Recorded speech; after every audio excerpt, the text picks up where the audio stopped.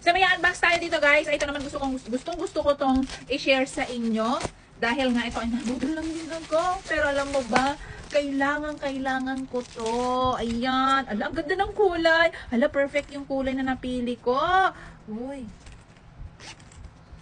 Ala, alam mo, unang tingin, ang ganda ng quality kasi tingnan mo naman yung zipper niya. Oh, hindi siya yung manipis na zipper na mabilis mabalik. Ayan, so dalawahan siya. Oh. Oh, pag inopen mo siya, todo. And, ayan, ganyan sa loob niya Uy, tingnan mo naman. Oh, balik ka rin natin para makita yung ano nasa loob. Hoy, yung tahi niya panalo, be. Oh, uy, kaya naman pala ito viral. Ang daming nagsibili nito. Ay, hindi pwedeng hindi rin tayo bumili. Kasi nga naman, ang ganda ng material na ginamit dito, oh. Ayan, mas matibay pa to kasi sa mga leather-leatheran lang dyan kasi nylon siya, be. Sa loob niya may mga compartment dyan. 4 na compartment. Kabila, 4 din. O meron pa dito sa labas. O tingnan mo, iba yung kulay dito sa labas, iba yung kulay sa loob. Nakita nyo naman, di ba? O, di ba? Tapos, ang dali lang yung i-zipper kasi dalawa yung zipper. So, i-zipper din natin yan. I get it. So, gets ko na kung bakit naman ito ay viral na viral dito sa TikTok. Ang ganda ng quality ng ano niya, ha? So, hindi ka na matatakot dito na baka magtuklap ganyan, magbakbak. Kasi, yung tela niya talaga, material na ginamit, pang matagalan. O, mauna ka pang mabulok kaysa dito sa wallet na to. Testing na natin, lagyan na natin ng mga kaperahan kung ano bang kumakasya dito at bakit naman ito ay trending na trending.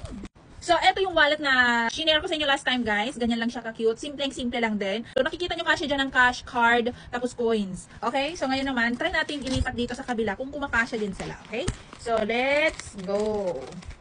Hoy, swabeng-swabe. Saktong-sakto. Huwag na tayo mag-deny kapag may mga wallet tayo. Suktok lang tayo ng suktok ng pera. Ano? Hindi natin inaayos. Ewan ko lang sa mga maraming time dyan. Pero kapag ako, honestly, suksok lang ako ng suksok. So, ayan, nagkasya doon. So, ang dami pang bulsa talaga dito na maliliit. Ano ilalagay ko dyan? Kasi ang daming bulsa, sa totoo lang, ang daming bulsa. Bakit naman nila masyadong ginalingan? So, check natin nga kung ganito kakapal na bills, kumasya dito. So, tutupiin lang natin syempre. Uy, swabeng-swabe. Oh, diba? Hoy! Hala! Oh, tapos sasarado natin. Saan ka dyan? Oh, ang nipis pa rin. Ganun nakakapaling na ilagay natin, pero ang nipis pa rin. Coins naman ngayon, lalagay natin ang coins.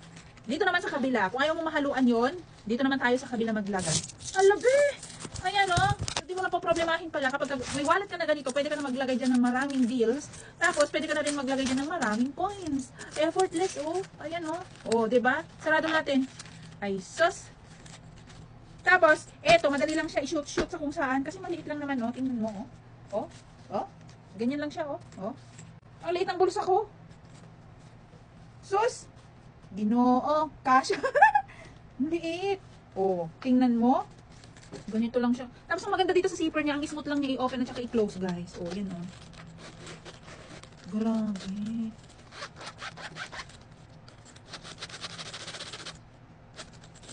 Check nyo na lang dito sa aking yellow basket, guys, kasi may pagpipilian pa kayo ng kulay ng ganito.